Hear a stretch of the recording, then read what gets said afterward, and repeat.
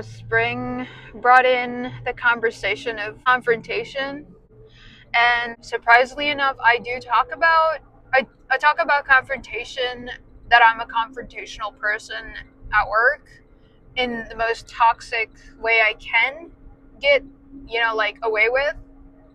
For now, we'll see where the line is. I don't know where it is, but I'm actually not a confrontational person. I feel like I'm very agreeable. I tend to like agreeing with people. I find ways to agree with people. I find ways to, understand other people's perspectives. But confrontation is something I had to do because you will get disrespected. Not everybody's trying to agree with you or trying to find ways to understand you. And that's why confrontation is such an important part of life.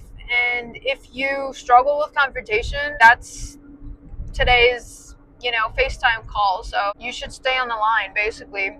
I guess, again, I am not like super, like, I don't know what I'm talking about at all. I don't think anybody really does. We're all questioning life as it is. We're all going through life. So please join into this topic, what you've learned, what you think I missed, what you didn't agree with.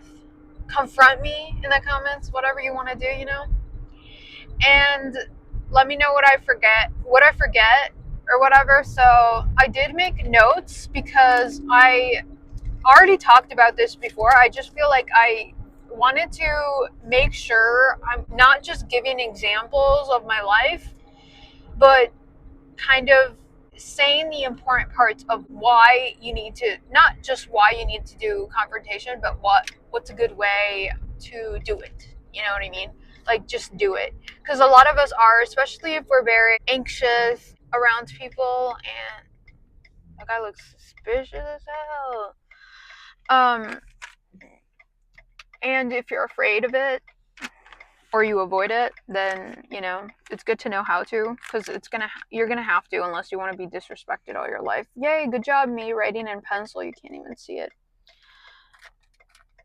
So the first part is, if you don't like confrontation, or you're avoiding it, you have to identify, what is that guy doing? It's freaking me out. So he got on a bike headed this way. Oh no, he's leaving. What is he doing? You guys can't see him, but I had a guy on a bike before. I was on a stop, and he tried to open my door. So now I'm like sketched out. Anyways, sorry. That was... Flight usually doesn't take this long. So you have to identify what's stopping you. And I don't mean what are you afraid of? Not there yet, okay? What is stopping you from confronting this person? Let's say you're not afraid to confront this person. What is preventing you from doing it? For example, why is he all the way over there?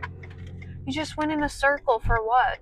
For example, something that stopped me, even though I was very comfortable and wanted to confront people because I wanted to ask them why they're disrespecting me, was there was always another person who would stop me, like actually shut me up or tell me that I'm the problem for even trying to have this like conversation, So if you have somebody that stops you from confronting somebody else about the disrespect they did to you, that person is a enabler for the other one that caused you that disrespect. And you need to confront the person that disrespected you without this person who stops you present, if that makes sense. So, for example, there are people out there that will refuse to confront anybody for anything, and that lets them be disrespected a lot themselves.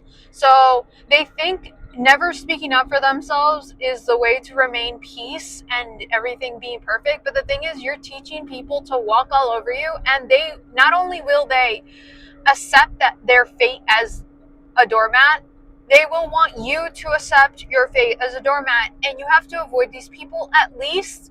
Like, yes, they're coming from a trauma response, so I wouldn't be like completely cut them out, go bury your relationship with them completely, like never talk to them again. No, like it's not that extreme.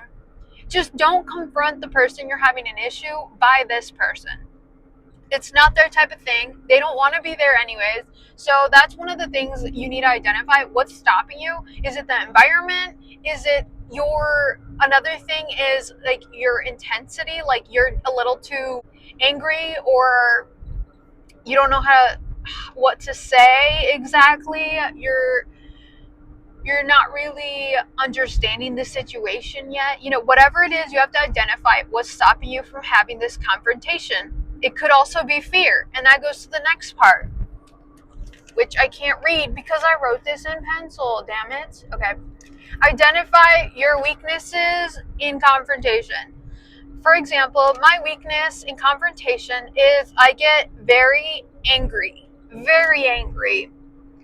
because I do confrontation when I am disrespected. It's just very automatic. And I take things very personal when they are personal. And that's the thing. A lot of people say, don't take this personal. Don't take things personal. But sometimes they really are. When somebody says something like, a low blow, I get very angry. And that is my weakness. I need to not get so angry and almost not respond, but it takes a lot. So now I know my weakness and I can work with that. What is your weakness? Why don't you want to confront? Is it fear? Is it you never, every time you did, I don't know, some traumatic experience with it, you don't really do it often? What is it that is stopping you from confronting people? You have to know your weaknesses. And you could also, while you're at it, identify your strengths. What is your strengths? Mine, I feel like, is my voice is very strong when I'm angry. I feel like my voice comes off very, it is annoying. Like, I feel like people get annoyed when I'm confronting somebody because obviously my voice, everything about me is going to be annoying when we're not meeting eye to eye.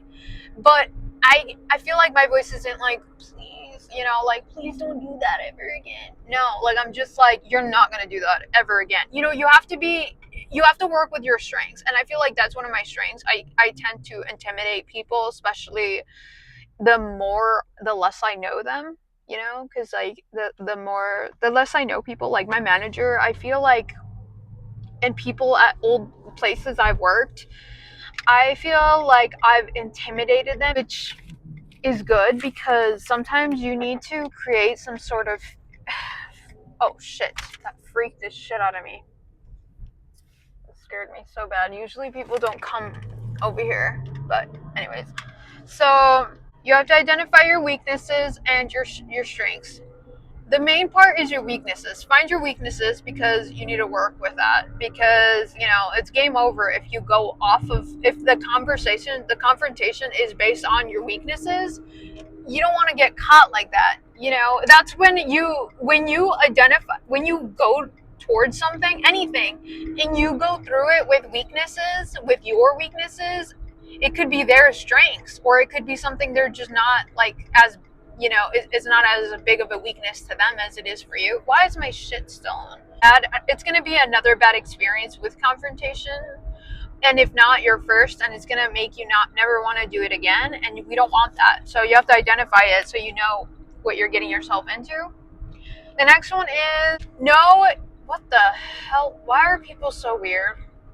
There's like a person just standing here. I think she lost something.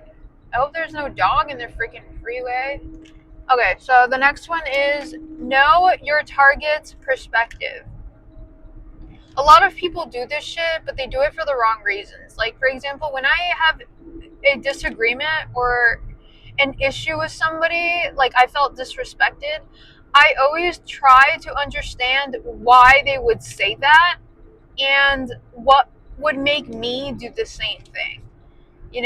Like, why would, let's say my sister grabbed a letter of mine and just ripped it. Like, why would she do that? Trying to justify another person's actions when they did some wrong to you, or I practice this a lot. Like if I was the other person, like and it's kind of like watching a movie and you get into the shoes of the main character or whatever character you identify with. When you're watching a movie, try to get into the perspective of every character, not just the main character or the victim.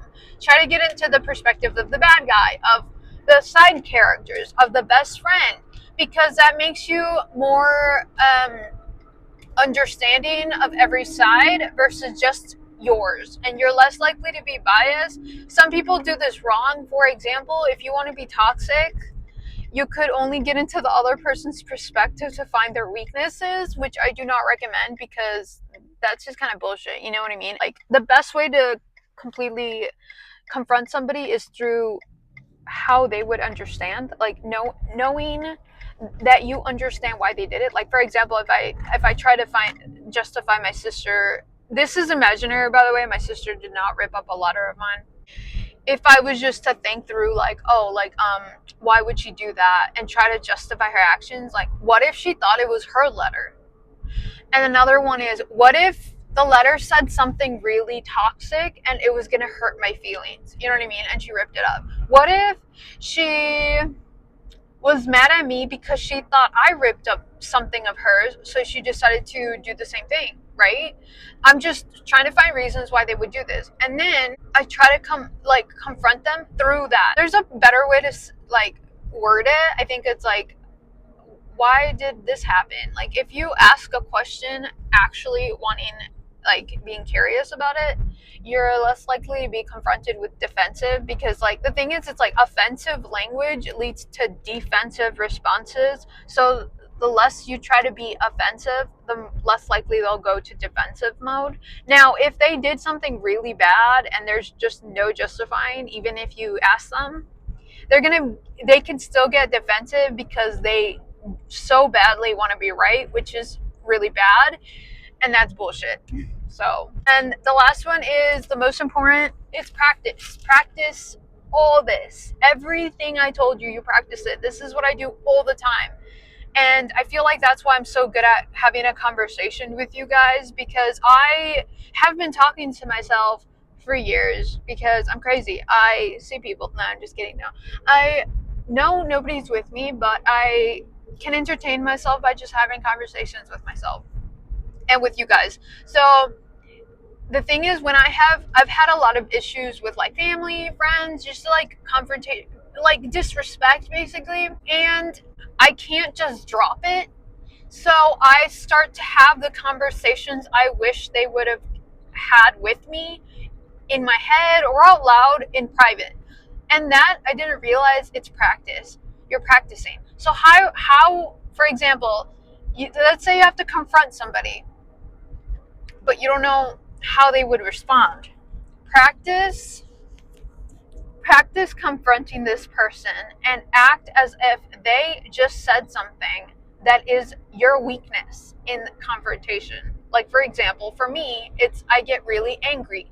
Now, if I was having a talk with my sister, like that she ripped up my card, what if she said, "'Cause you deserve it and you're a piece of shit"? That would get me really angry, because it's like, dude, why would you say all that, Or low blows, like, just like, 'cause everything, I don't know, what's something that really gets to me? Like,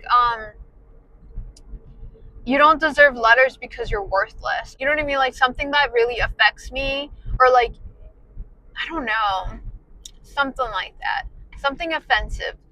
And I would try to purposely trigger, like switch the conversation, the make-believe conversation, to get me at my weakest points. That way I find ways around those weakest points, so I know how to go about a real life. Kind of like making a script. You're making a script for yourself. You're trying to understand possibilities of a confrontation. You have to practice this a lot.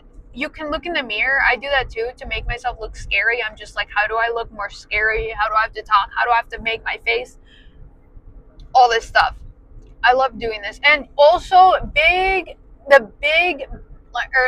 the best way to practice is with somebody else you trust that, won't use this shit against you or won't be weird about it.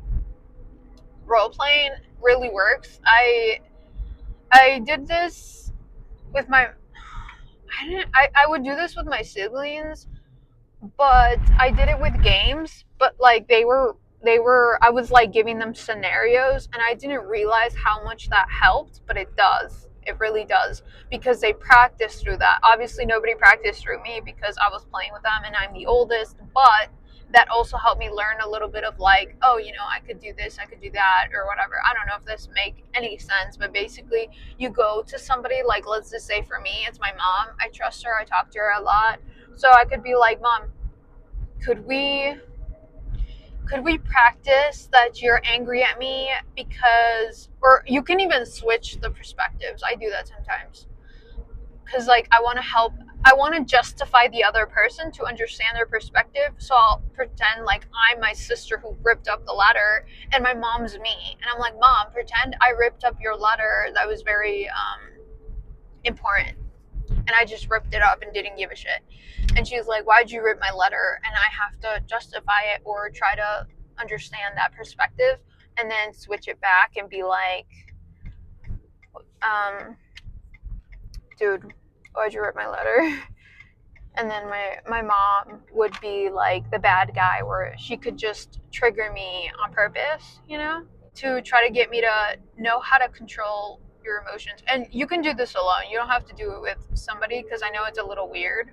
But I do this a lot alone. Like I have conversations with myself about pretending to be the person in my head. And sometimes I don't know if that's actually like I feel like it's healthy, but I think it's healthy to a certain extent. So don't do it all the freaking time because, dude, I daydream all the freaking time. I'm like stuck in daydream world where it's like I don't even miss people anymore because I'm still talking to you in my head. And we've worked through all our issues and we're good now. See? Somebody needs to still be in therapy. I'm getting Dunkin'. But yeah, let me know what I missed. By the way, I do want to remind everybody that some people do not deserve the confrontation in the first place or for you to even consider their perspective if it's just downright wrong what they've done to you. Do not try to justify people that aren't close to you, that don't deserve your respect in general. It's a waste of time. So this only goes for people that are close to you in your life, that are your friends, and the disrespect was out of nowhere and could be addressed and changed. Practice. I do talk about this in my Instagram if you're wondering where this conversation came from. I think Spring watches my Instagram like stories because I'm more focused on talking about work bullshit, and because I can talk more about it since it's only 24-hour short videos. But I do want to talk more about it in on here because I don't think anybody knows. Fingers crossed that no one will ever know. I don't know if this sounds weird, but I don't tell anybody that I know in real life about my phone calls here because people just don't understand. People don't understand until they do it or whatever. But and then I heard somewhere where it's like your biggest supporters will be complete strangers from around the world in anything really, and your biggest haters are usually people in like the real world or whatever. And I didn't really believe that shit because I was like, my family would never, or my friends would never, or people close to me. But then I realized, so that's cute. Anyways, I'm gonna go, guys, because I think I've been talking way too long. But let me know what I forget and what your experience is with confrontation. And I'll see you later. Bye.